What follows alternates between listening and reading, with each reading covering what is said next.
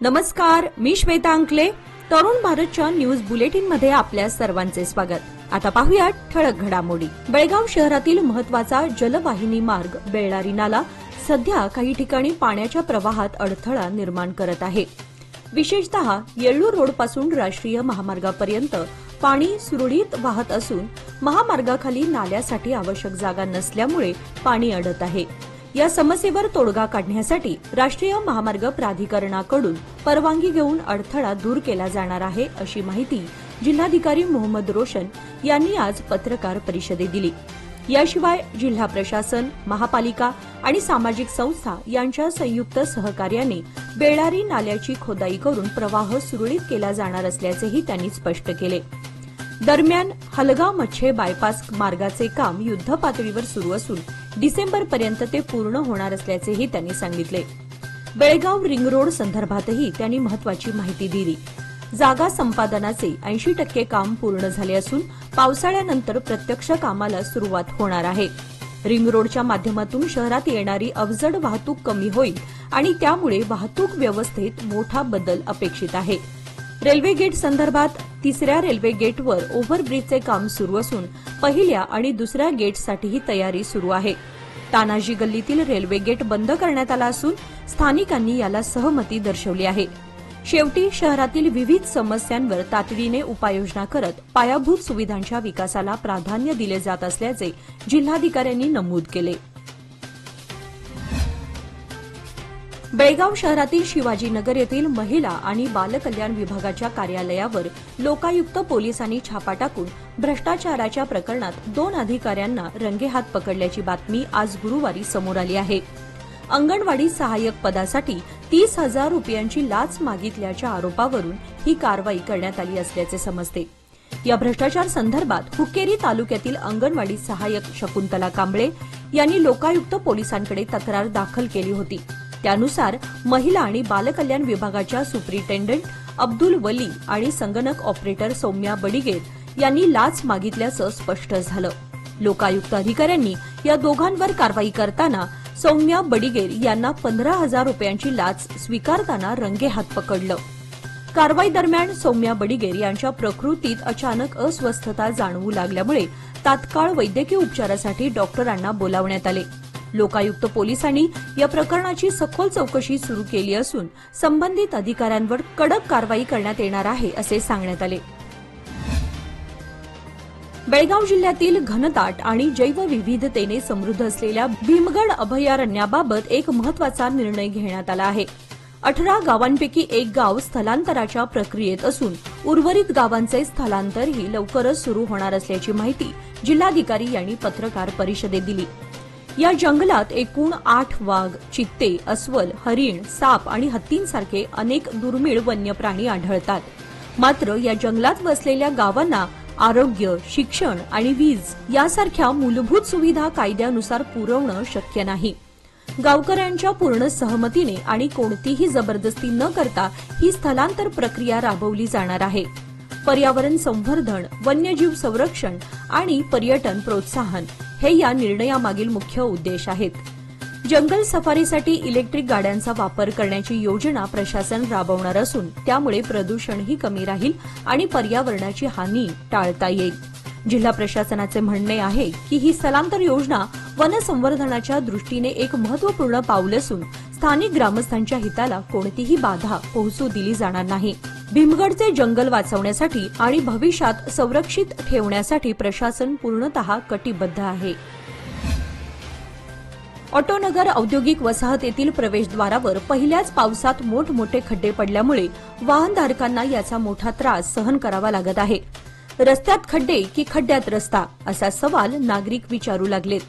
Smart city अंतर्गत शहरातील अनेक रस्त्यांचं काम सुरू असलं तरी अनेक ठिकाणी रस्त्यांची अवस्था बिकट बनली आहे. ऑटोनगरसह कणबर्गी रोडवरही खड्डे पडले असून दिवसा वाहतुकीचा त्रास होताच, याशिवाय या परिसरात रात्री लाईट्स नसल्याने अपघातांची शक्यता अधिक आहे. या रस्त्यावरून दररोज मोठ्या प्रमाणात दुचाकी, 4चाकी वाहने आणि मालवाहू ट्रकची वाहतूक होत असते. दुचाकीस्वारांना विशेषतः याचा मोठा त्रास होत असून अनेक ठिकाणी अपघाताचीही नोंद झाली आहे.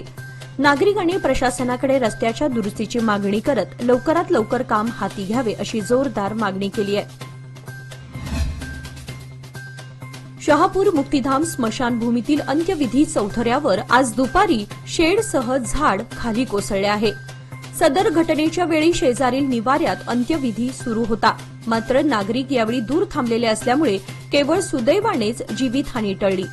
गेल्या 3 वर्षांपूर्वी या निवाऱ्यावरील पत्रे बसवण्यात आले होते. मात्र हे पत्रे पूर्णपणे गंजून गेले होते. संपूर्ण निवाराच धोक्याच्या स्थितीत उभा होता. अलीकडेच अवघ्या 4 दिवसांपूर्वी मनपा आयुक्त शुभाबी यांनी स्मशानभूमीला भेट देऊन तेथील धोकादायक निवाऱ्याची पाहणी केली होती. आज गुरुवारी दुपारी शेजारील निवाऱ्यात अंत्यविधी सुरू असताना नागरिकही उपस्थित होते. त्याचवेळी झाड कोसळून धोकादायक स्थितीतील निवारा कोसळला. अचानक कोसळलेल्या निवाऱ्यामुळे स्मशानभूमीत अंत्यविधीला उपस्थित नागरिकही भांबावून गेले. सध्या अर्धवट स्थितीत कोसळलेला निवारा पूर्णतः कोसळण्याच्या मार्गावर आहे. त्यामुळे नागरिकांच्या जीवालाही धोका निर्माण झालाय. याची गंभीर दखल घेऊन महानगरपालिकेच्या वतीने तात्काळ या निवाऱ्याचे काम हाती घेण्यात येणे गरजेचे आहे. गणपत गल्ली, मारुती गल्ली आणि कांदा मार्केट परिसरात रस्त्यावर अतिक्रमण केलेल्या व्यापाऱ्यांचे साहित्य बेळगाव महानगरपालिका आणि वाहतूक पोलिसांच्या संयुक्त कारवाईत जप्त करण्यात आले. या भागात नागरिक आणि वाहन चालकांना होणारा त्रास लक्षात घेता गेल्या काही दिवसांपासून अतिक्रमण हटाव ही मोहीम सुरू करण्यात आली होती. कालपासून पुन्हा या मोहिमेला गती देण्यात आली असून नियमांचं उल्लंघन करणाऱ्या व्यापाऱ्यांवर प्रसंगी दंडात्मक कारवाईही करण्यात आली. या भागातील व्यापाऱ्यांना यापूर्वी अनेकदा इशारे देण्यात आले होते. मात्र काही व्यापारी वर्गांकडून सार्वजनिक रस्त्यावरच आपल्या मालाची विक्री करत असल्याने त्यांची उत्पादने जप्त करण्यात आली. पुढील कारवाईसाठी महापालिका आणि पोलीस यंत्रणा सतर्क असून अतिक्रमण करणाऱ्यांवर कठोर भूमिका घेतली जात आहे. बेळगाव शहरात येत्या 3 महिन्यात सर्व ऑटो रिक्षांमध्ये मीटर बसवणं सक्तीचं करण्यात येणार असल्याची माहिती जिल्हाधिकारी मोहम्मद रोशन यांनी आज गुरुवारी दिली. या निर्णयामुळे प्रवाशांना निश्चित आणि पारदर्शक भाडे आकारणीचा लाभ होणार आहे. जिल्हाधिकारी रोशन यांनी सांगितले की शहरात सध्या 15,000 ऑटो रिक्षांना परवाने देण्यात आले आहेत. नवीन परवाने देण्यास तात्पुरती स्थगिती देण्यात आली आहे. मीटर बसवण्यासाठी मान्यता प्राप्त वितरकांकडूनच मीटर खरेदी करण्याची परवानगी असेल आणि मीटर दुरुस्तीची व्यवस्थाही उपलब्ध करून दिली जाईल. यासाठी सुमारे 3 महिन्यांचा कालावधी लागेल. ऑटो चालक संघटनांशी चर्चा करून त्यांनी या निर्णयाला सहकार्य करण्याचे आश्वासन दिले आहे. प्रवाशांच्या तक्रारींच्या पार्श्वभूमीवर हा निर्णय घेण्यात आला आहे. यामुळे प्रवाशांना निश्चित भाडे आकारणीचा लाभ होईल आणि ऑटो चालकांमध्ये शिस्तबद्धता लागेल असे त्यांनी यावेळी सांगितले. भारतीय सैन्य दलाच्या सन्मानार्थ बेळगाव तालुक्यातील सांब्रा येथे जिल्हा भाजपा उपाध्यक्ष युवराज जाधव यांच्या नेतृत्वाखाली आज गुरुवारी तिरंगा रॅली काढण्यात आली. या रॅलीत माजी सैनिकांसह शेकडो तरुण आणि महिलांनी सहभाग घेतला होता. भारत माता की जयच्या घोषणा देत सहभागी झालेल्यांनी भारतीय सैन्य दलाबद्दल आपली कृतज्ञता व्यक्त केली.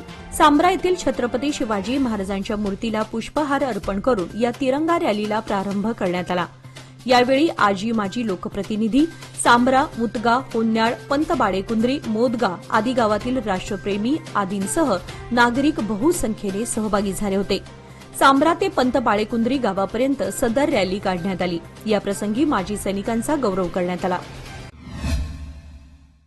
नवे पाऊल नवा संकल्प लोकमान्य सोसायटी सादर करत आहे लोकमान्य शुभारंभ ठेव योजना, जी देते तुमच्या ठेवीवर आकर्षक व्याज. ज्येष्ठ नागरिकांसाठी 0.5% अधिक व्याज. अधिक माहितीसाठी कॉल करा 1800-212-4050. लोकमान्य, जिथे पैसा वाढतो आणि नातं वृद्धिंगत होतं. बेळगाव तालुक्यातील विविध भागात बुधवारी रात्री संततधार पाऊस पडला. यामुळे पेरणीपूर्व मशागतीला वेग येण्याची शक्यता आहे. या पावसामुळे तालुक्यात अद्याप कोणत्याही प्रकारच्या नुकसानीची नोंद झाली नसल्याची माहिती बेळगाव तहसील कार्यालयाकडून देण्यात आली आहे. दरम्यान मंगळवारी रात्री सुरू झालेला पाऊस बराच काळ कोसळत होता.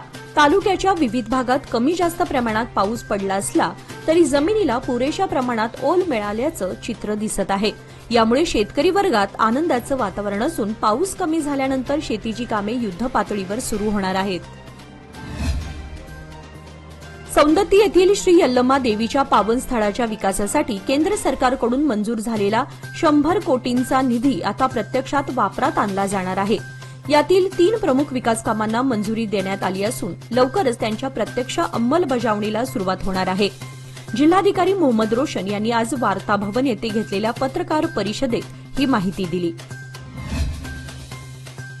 पंतप्रधान नरेंद्र मोदी यांच्या दूरदर्शी नेतृत्वाखाली रेल्वे मंत्रालयाने सुरू केलेल्या अमृत भारत स्टेशन योजनेत रेल्वे स्थानकांना आधुनिक एकात्मिक वाहतूक केंद्रांमध्ये रूपांतरित करण्याच्या उद्देशाने भारतातील 1300हून अधिक रेल्वे स्थानकांचा पुनर्विकास करण्यात येत आहे.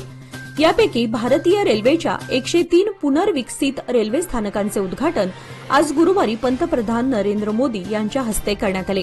यामधील कर्नाटक राज्यातील 5 अमृत भारत रेल्वे स्थानकांचे लोकार्पण करण्यात आले.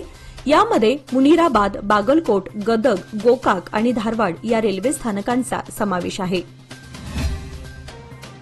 नवीन ड्रेनेज लाईन घालण्यासाठी महापालिकेकडून कसाई गल्लीत खोदकाम करण्यात आलं आहे. त्यातच पावसामुळे गल्लीत चिखलाचं साम्राज्य निर्माण झालं असल्याने या ठिकाणी ये-जा करणाऱ्यांना चिखलातून वाट शोधण्याची वेळ आली आहे. इतके दिवस गप्प बसून पावसाळ्याच्या तोंडावर कामाला सुरुवात करण्यात आल्याने नागरिकातून तीव्र संताप व्यक्त केला जात आहे. कसाई गल्लीमध्ये ड्रेनेज लाईन नसल्याने त्या ठिकाणी नवीन ड्रेनेज लाईन घालण्याच्या कामाचा शुभारंभ 3 महिन्यांपूर्वी करण्यात आला होता. मात्र प्रत्यक्षात कामाला सुरुवात करण्यात आली नव्हती. या ठिकाणी अलीकडेच खोदकाम करण्यात आले. पावसामुळे चिखलाचं साम्राज्य निर्माण झालं असून कसाई गल्लीत येणाऱ्या नागरिकांवर चिखलातून ये-जा करण्याची वेळ आली आहे. येळ्ळूर रोड, वडगाव, बेळगाव येथे घंटागाडी नियमित येत नसल्यामुळे परिसरातील नागरिकांमध्ये संतापाचं वातावरण आहे.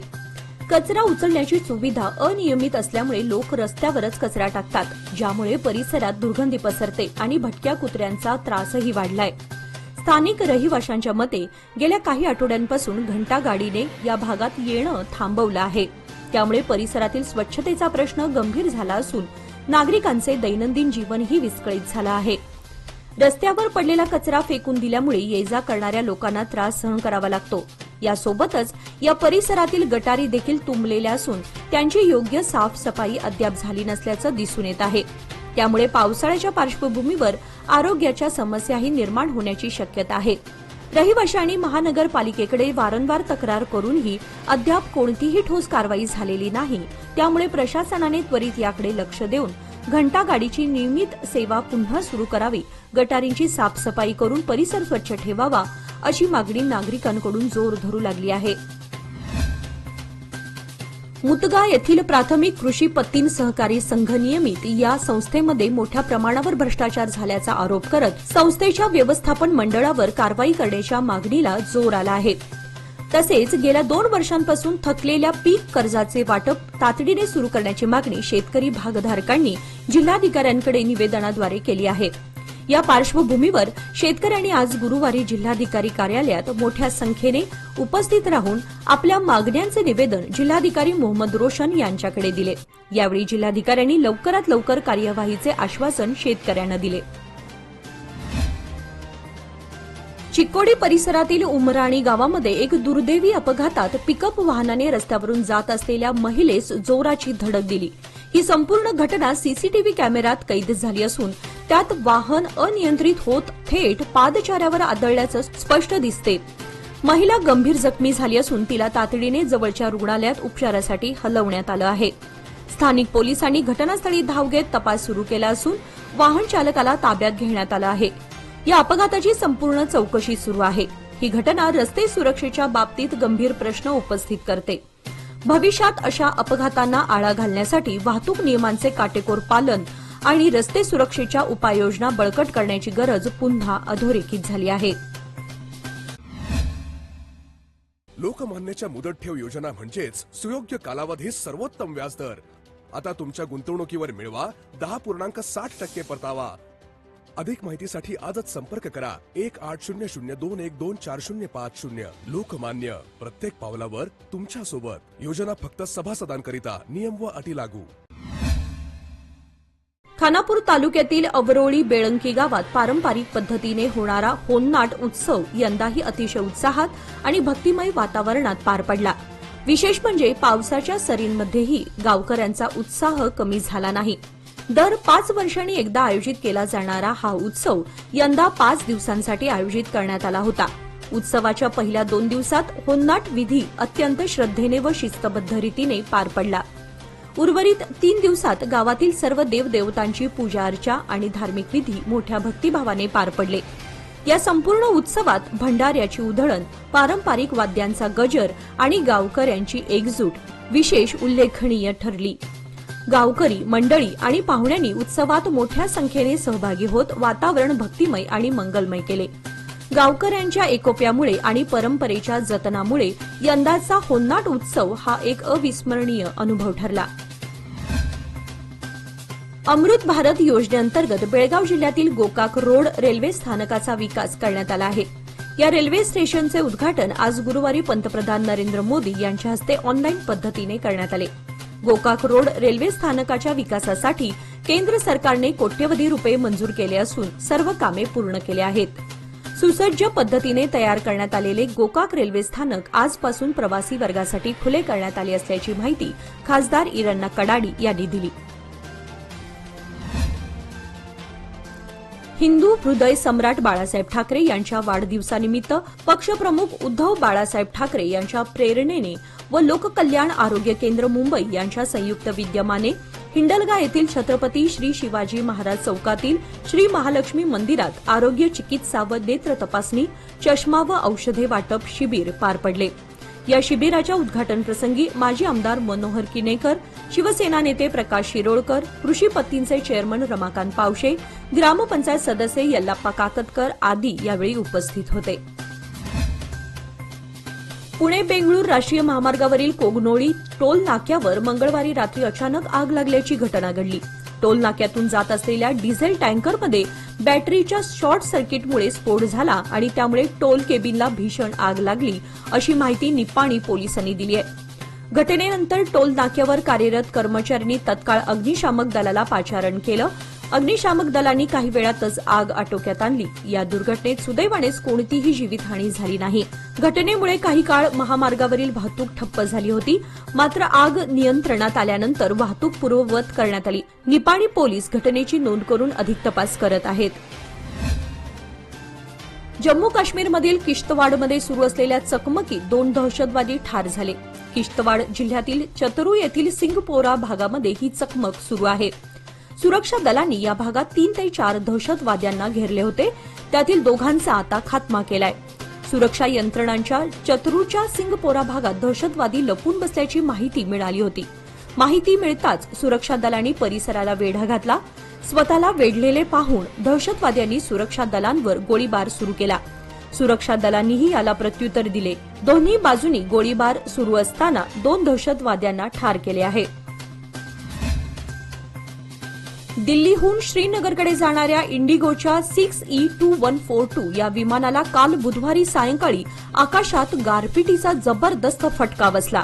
हवामान बिघडल्याने विमानात एअर टर्ब्युलन्स निर्माण झाले आणि जोरदार गारांनी विमानाच्या पुढच्या भागाचे मोठे नुकसान केले. विमानात एकूण 227 प्रवासी होते. अचानक घडलेल्या या प्रकारामुळे काही वेळ प्रवाशांमध्ये भीतीचं वातावरण निर्माण झालं होतं. वैमानिकाने तातडीने श्रीनगर एअर ट्रॅफिक कंट्रोलला संपर्क साधत आपत्कालीन लँडिंगची मागणी केली आणि सायंकाळी 6:30 वाजता विमान सुरक्षितपणे उतरवण्यात आलं. सुदैवाने या घटनेत कोणतीही जीवितहानी झाली नसली तरी विमानाचा समोरील भाग यामध्ये पूर्णपणे तुटला आहे. ही घटना सोशल मीडियावरही व्हायरल झाली असून प्रवाशांचा थरकाप उडाल्याचा व्हिडिओ समोर आलाय. याचबरोबर आजचे बातमीपत्र इथे संपले. अधिक माहिती आणि ताज्या घडामोडींसाठी पाहत रहा तरुण भारत न्यूज चॅनल. तसेच आमच्या चॅनलला लाईक, शेअर आणि सबस्क्राईब करायला विसरू नका. आणि विश्वासार्ह बातम्यांसाठी दररोज वाचा दैनिक तरुण भारत. धन्यवाद.